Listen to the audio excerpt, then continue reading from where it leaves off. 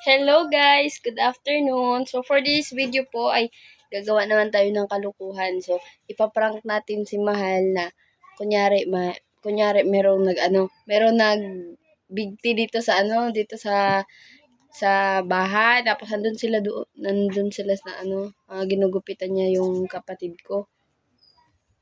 So naisip ko na ipaprank siya kasi matagal na namin itong binabalak. Kaya lang wala pa kaming time hanggang sa guro nakalimot na siya. Kaya, so ito na, sit up na natin.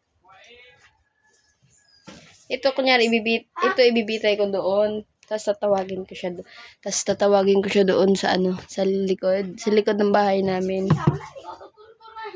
Sabihin ko sa kanya, Mahal, mayroon to nagbigti. Tapos ito malong nakabitay.